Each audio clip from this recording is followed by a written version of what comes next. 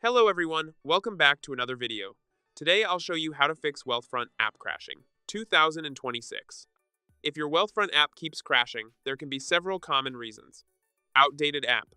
An old version may not support new updates or bug fixes, which can cause crashes. Temporary glitches or software issues. Occasionally, temporary problems in the phone or app can cause instability. Corrupted cache or data. Damaged cache or stored data can prevent the app from functioning properly.